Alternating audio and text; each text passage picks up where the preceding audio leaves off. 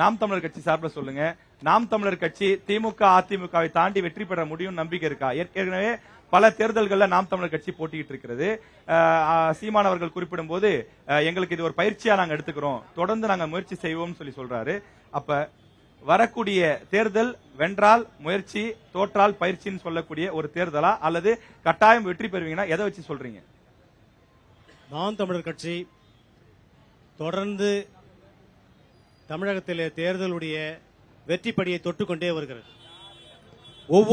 ஒவ்வொரு முறையும் இந்த தேர்தல் களத்திலே எந்த கட்சியோடு கூட்டணி இல்லாமல் ஒரு தனிப்பட்ட கட்சியாக 4 விழுக்காடு 6 விழுக்காடு இன்னைக்கு 8 விழுக்காட்டுக்கு மேல ஒரு தனிப்பட்ட ஒரு கட்சியிலே இன்றைக்கு தமிழக மக்கள் வாக்களித்திருக்கிறார்கள். அது வளர்ச்சியை நோக்கி போய் கொண்டிருக்கிறது. இவர்களிடத்திலும் கொடுத்து பார்க்கலாம், இந்த ஆட்சியை கொடுத்து பார்க்கலாம், இவர்களும் செய்வதற்கு முன்மாதிரியாக இருப்பார்கள் என்று எண்ணத்தோடு ஓட்டு போட்டு வருகிறார்கள். அந்த வகையிலே இந்த தேர்தலிலும் கூடுதலாக தனிப்பட்ட கட்சியாக நின்று கூடுதலாக வாக்குகளை சேகரித்து நாங்கள் வெற்றி பெறுவது உறுதியாக இருக்கிறோம். இல்ல படிப்படியான்னு சொல்றீங்க சார். அந்த படிப்படியான வெற்றிக்கான படிக்கட்டு நெருங்கி வந்துட்டீங்களா, இல்ல இன்னும் அது போகும் நினைக்கிறேன்? வெற்றி படிக்க நெருங்கி வந்துட்டோம். பொதுப்படையான மக்கள் எங்களுக்கு வாக்களிப்பதற்கும் அங்கே இருக்கிற மக்களுடைய பேச்சுக்கள் இயற்கையை நோக்கி இயற்கை வளங்களை பாதுகாப்பதிலே இப்ப காஞ்சிபுரத்துல நம்ம தொடர்ச்சி அதிமுக திமுக வேட்பாளர் வெற்றி பெற்றவங்களோட சதவீதம் எடுத்து பாக்குறப்ப 30 முதல் 40% வாக்குகள் வாங்கினாதான் வெற்றி பெற முடியுது. அது உத்தரமேரூரா இருந்தாலும் ஸ்ரீபெரும்புதூரா இருந்தாலும் கடந்த கால புள்ளி விவரங்கள் அதான் காட்டுது. நாம் தமிழர் கட்சி 8% வாக்குகளை பெற்றிருக்கிறீங்க, அங்கீகாரம் பெற்றிருக்கீங்க. அப்கோர்ஸ் வாழ்த்துக்கள் உங்களுக்கு. ஆனால் தமிழகத்தில் ஒரு தனிப்பட்ட கட்சி ரெகக்னைஸ் பார்ட்டி அங்கீகாரம் பெற்ற கட்சி இன்னைக்கு நம்ம தமிழ்நாட்டில் இருக்கிறோம்னா அது ஒரே கட்சி, நாம் தமிழர் கட்சி. அண்ணன் சீமானுடைய தலைமையில செயல்பட்டு உங்களுடைய மரங்களின் மாநாடு அந்த நிகழ்ச்சியெல்லாம் பார்த்திருக்கோம் நாங்க. இப்ப காலையில கூட ஒரு கல்லூரிக்கு போயிருந்தோம் சார். நியூஸ் தமிழுடைய காலேஜ் மாஸ் அப்படிங்கிற நிகழ்ச்சி காலையில போயிருந்தோம். நீங்க தொலைக்காட்சியில பாத்திருப்பீங்க. இப்ப இந்த நிகழ்ச்சியும் கூட யூடியூப்லயும் சரி தொடர்ச்சியாக நேரலை போயிட்டு இருக்கு. இங்க இருக்கக்கூடிய மக்களும் பார்க்கலாம், தொடர்ந்து இது நேரலையில போயிட்டு இருக்கு.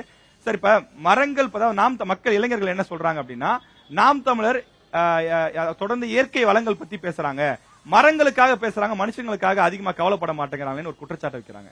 மரங்களுக்கு நீங்கள் கொடுக்கும் அக்கறை, ஏன்னா உங்க பேரே பாத்தீங்கன்னா மரம் மாசிலாமணி அப்படின்னு சொல்றாங்க, அது மனிதர்களுக்கு கொடுக்கப்படுறது இல்ல, அதாவது இயற்கைக்கு எக்ஸ்ட்ராவா கொடுக்குறீங்க, மனிதர்களுக்கிட்ட அந்த முக்கியத்துவம் இல்லைன்னு ஒரு குற்றச்சாட்டு வைக்கிறாங்க. அதை நீங்க எப்படி பாக்குறீங்க? அதான் பஞ்சபூதங்களை பாதுகாப்பதுதான் நாம் தமிழர் கட்சி.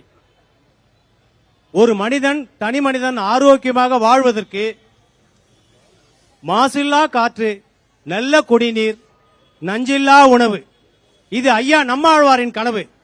அந்த திட்டத்தை எடுத்து வந்ததுதான் நாம் தமிழர் கட்சி. மலைகள் இருந்தால்தான் மழை பெற முடியும், மரங்கள் இருந்தால்தான் மண் வளத்தை காக்க முடியும், உயிரினங்கள் வாழ முடியும், பல்வேறு வகையான இயற்கை சீற்றங்களிலிருந்து தடுக்க முடியும். நீர் மேலாண்மை இல்லை என்று சொன்னால் மிகப்பெரிய பேராபத்தை நாம் சந்திக்க வேண்டியிருக்கும். இப்பொழுது கூட நாங்கள் ஒரு மாநாட்டை நடத்தினோம். அந்த மாநாட்டிலே கூட அனைவரும் குடி தண்ணீருக்கு அவரவர்கள் வீட்டிலிருந்து கொண்டு போய் தண்ணியை குடிச்சோம். ஒரு சின்ன நெகிழி பாட்டில் இல்லாமல் அந்த மாநாட்டை நடத்துவதற்கு ஒரு ராணுவ கட்டுப்பாடோடு அந்த மாநாட்டை நடத்துவதற்கும் அண்ணன் சீமான் எங்களை அறிவுறுத்தியிருக்கிறார்.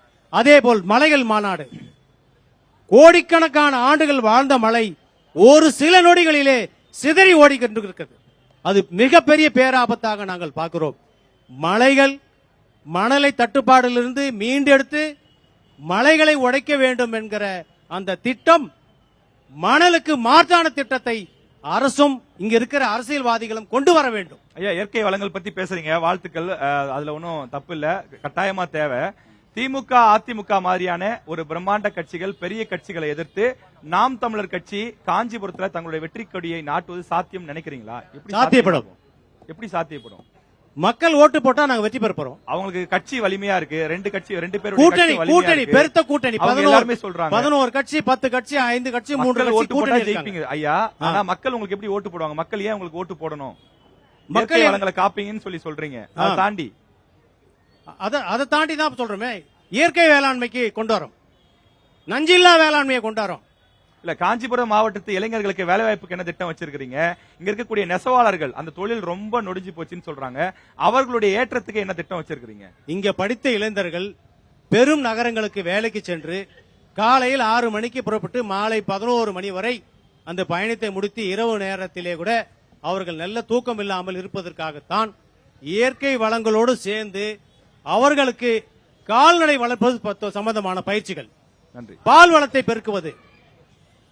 பெருக்குவது, கோழி பண்ணைகள் அமைப்பது, அந்தந்த படித்த இளைஞர்களுக்கு அந்த கிராமங்களிலே அந்த இயற்கையான அந்த கால்நடைகளுக்கு உண்டான பயிற்சியை கொடுப்பது, நன்றி. பயிற்சி கொடுத்து அவர்களுக்கு விற்பனை வாய்ப்பை ஏற்படுத்தி கொடுப்பது, நன்றி நன்றி இயற்கை வளங்களை பாதுகாப்பது மட்டுமல்லாமல் இயற்கை பொருட்களை விற்பதற்கு உண்டான மையங்களை உருவாக்குவது, அது போன்ற விஷயங்களை நாம் தமிழர் கட்சி கொண்டு வரும் என்பதை நான் வெளிப்படையாக தெரிவித்துக் கொள்கிறேன். நன்றி நன்றி.